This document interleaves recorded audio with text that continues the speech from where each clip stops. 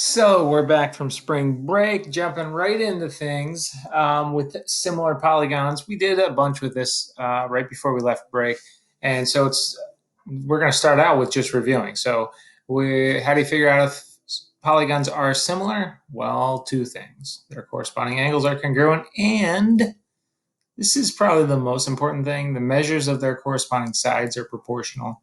I don't know, maybe they're both important, but this is one we worked with a lot in the last lesson by setting up these fractions and making sure that they were all equal. All right, so we can see that triangle ABC is not congruent, similar to XYZ. You can see the little arcs here, two arcs and two arcs. So angle B and angle Y are what we call congruent. See, angle B is congruent to angle Y. All right, so corresponding angles are equal or congruent. And then if we set up these corresponding side lengths into ratios, all of them will be equal. So for instance, if I were to mark this as AB, right? What does that correspond with? It corresponds with XY. If we were to measure those and put those lengths in this fraction here, then those would be those lengths, the ratio of those lengths of the corresponding sides right here, okay, would be equal to ratio of the lengths of the other side. So here's CB right here, that length, and YZ, oh, I should have done this way, BC and YZ. All right, if we measure those and put them into a ratio here, a fraction, then that fraction equals that fraction. And do it one more time, why not? Let's have some fun here. AC, and that corresponds with XZ. Awesome. All right, so we're going to use this idea here with the corresponding sides are proportional. We're going to use that today to find missing side lengths. All right, missing side lengths. So that's the big goal of today's lesson. One last thing I forgot, this little symbol right there, that one. All right, that means similar to. So triangle ABC is similar to triangle XYZ. That's what all these symbols mean. Awesome, moving on. So polygons that have the same shape are called similar polygons. In the key concept box, triangle ABC is similar to XYZ. This is written as this, so there's that special symbol again. All right, and the parts of the similar figures that match are called corresponding parts, which that's review as well. All right, let's look at example one. It says determine whether rectangle HJKL is similar to rectangle MNPQ. Now you might think, oh, they look similar. I mean, they're both rectangles, so aren't all rectangles just similar, like they're the same? Well, you might be surprised here. First, you know that all these rectangular corners are 90 degrees, so corresponding angles are all 90. So we got that checked off. Okay, so the corresponding angles are congruent. Boom. Then we got to check to see if all the corresponding sides are also proportional. So what corresponds with HJ? Let's see, what corresponds with this guy here? And you can see down here that HJ, they're saying HJ corresponds with MN. You can also see, remember a while back we talked about the order of the letters here? See how HJ are the first two letters in that one, and then MN are the first two letters in this one? Typically, they'll write it like that so you can easily find the corresponding sides. So there's MN. We see the length 7 and 10, and we put them into a ratio. Now in this case, we went from this smaller one to this bigger one, you see? So HJ, from the smaller one, is on top of the bigger one. So we're going to do that same thing for all the other corresponding pairs. All right, so we have JK and we have NP there, and we put them in a ratio, and that gets us 1/2, which is not the same as 7/10. So already, why do they do this? Why do they do this extra work here? We already know that these ratios of corresponding side lengths are not equal. So therefore, these shapes aren't similar. All right, they're not similar. All right, let's try this one out. Go ahead and pause, try it yourself, okay, and determine if they are similar. All right, and then come back and check your answer. Okay, well, let's check it out. It kind of looks like the angles are all about the same. Okay, like Z corresponds with C. Looks about right. It might look a little thin, but I have some math to do to check. All right, so I'm going to figure out my corresponding sides and make the ratio. So AB should correspond with XY. Let's check that out. AB here and XY here. So if we make that ratio of 8 to 12, and then we'll go with, let's see, BC and YZ. Let me get a different color here. Okay, BC and YZ. And I make that fraction 6 to 8. Let's see if they're the same. They simplified down to... that simplifies down to 4 goes into that twice. 4 goes into that 3 times. So, and if I simplify this, 2 goes into that 3 times. 2 goes into that 4 times. They are not the same.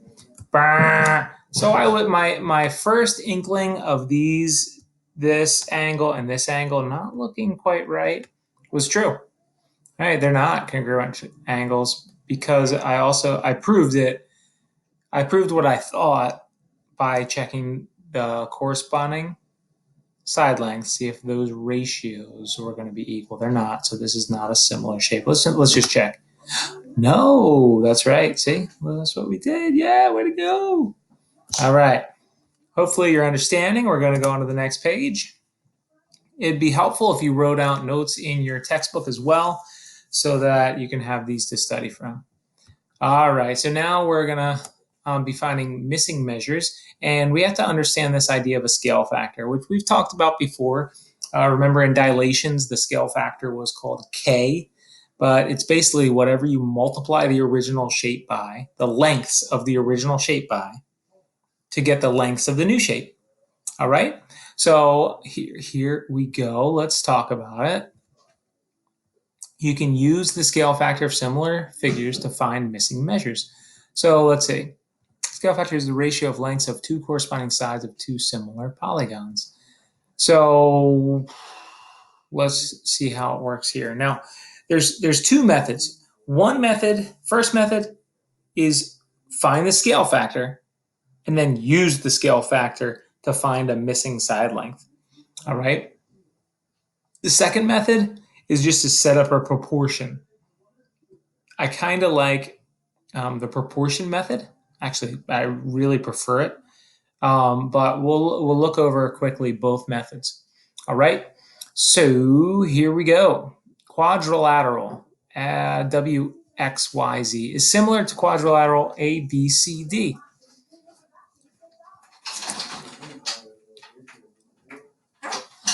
Okay, this is last lesson here.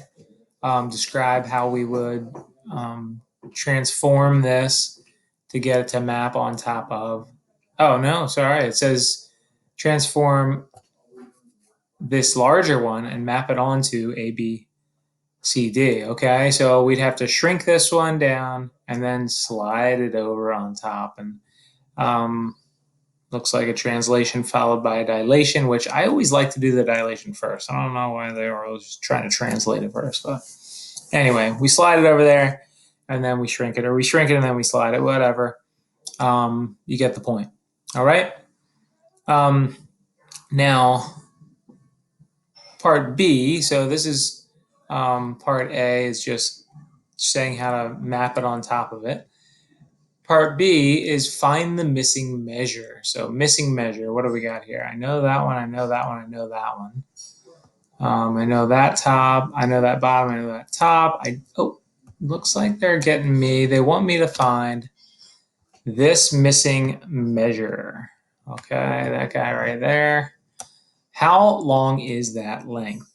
All right.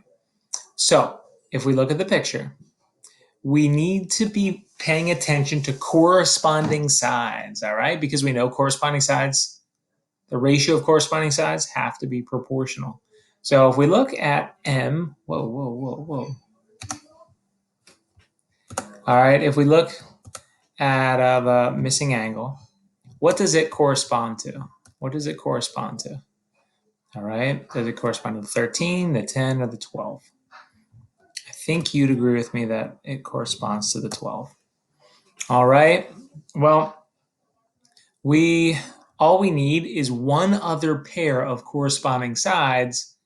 We can throw that into a proportion, and boom, we can solve that proportion and get the answer. So here, it looks like this guy corresponds with this guy. All right, so now we have two pairs, and all we need is one full pair and one kind of like half a pair where we're missing one, but we have the other. Okay, now we don't need the other two numbers. 24 and its corresponding side, not there, so not really helpful. And 13 doesn't have a corresponding side to match up with, so it's not really helpful either. So what we're going to do is focus right here, and we're going to set up our proportion. So we want to figure out, okay, M relates to 12, okay? It corresponds to it. And we're going to set a proportion, which is just two equal ratios. That's all that is. And the other one is 15, all right, to 10.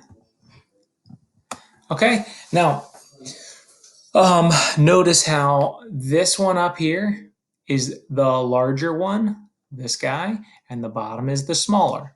Okay, just like over here, this 15 is a measurement from the larger, and this 10 is a measurement from the smaller. So the first ratio goes bigger to smaller, and the other ratio goes bigger to smaller. Okay, now you could flip them and go smaller to bigger. You just have to make sure you do it for both fractions. All right, now we're ready to solve this proportion, and my favorite way is to use cross products.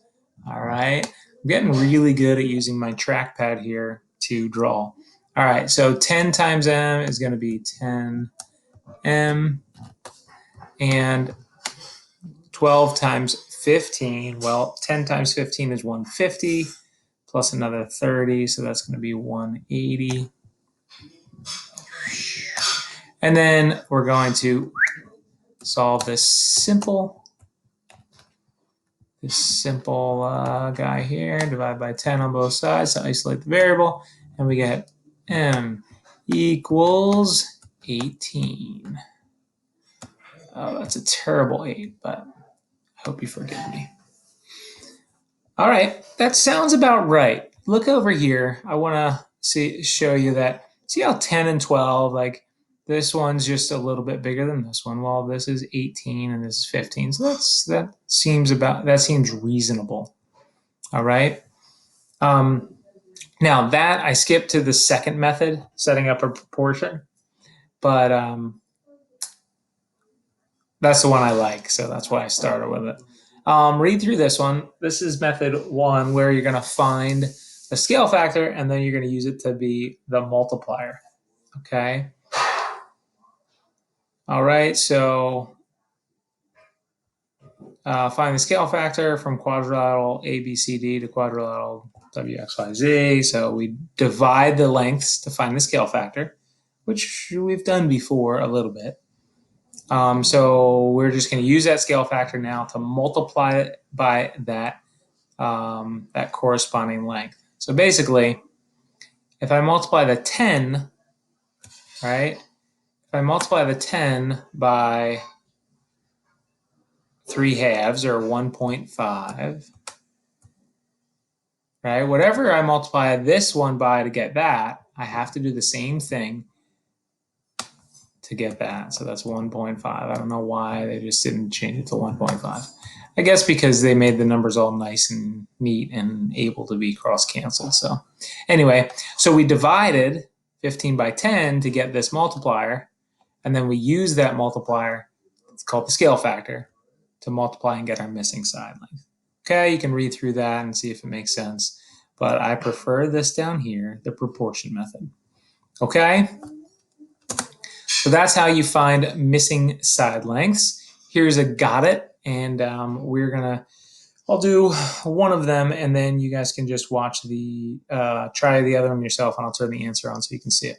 Okay, so we're looking for now WZ. WZ, we'll look at that one first. So where's WZ? WZ, aha, it's this guy here. Well, we need to find its corresponding part. Boom. Let's just use the best variable, h. So we're going to set up a proportion, h over 13. All right, so that's big to small, and we'll get our equal sign here.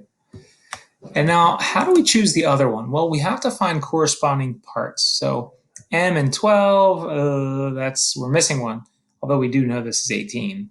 I guess we could use that one if we wanted to, because we know it's 18 from the last problem. 24 doesn't have its corresponding part, so we don't really know. There's our friends here that are going to help us out. 10 and 15 we have both of them. So they're going to tell us exactly what our target is, what we need. Now, why am I putting the 15 on top? Because of the way I set up my first fraction. I took the h, which is on the bigger shape, and put it on top, and put the 13 on the bottom. So I have to do that again. I have to put the bigger shape's corresponding part on top and the smaller shape's corresponding part on the bottom. All right, let's do it. Okay, we got, again, 10h. Oh no, this is going to be a harder one. I guess it's just one more of those, so it's going to be 195, I believe. And then divide by 10, and we get h equals 19.5. Okay, pause, try the other one yourself, see if you can get it, and then check your answers. I'm going to hit the answer, but you got to pause. No, seriously, pause. Pause! All right. There you go. So 16 is the other one, and 19.5 I was right about that. Okay, if you want some more practice, you can try these ones and see if you get them. Here are all the answers, so you can do some practice there. Okay? All right. Good work. Thanks for watching. Peace.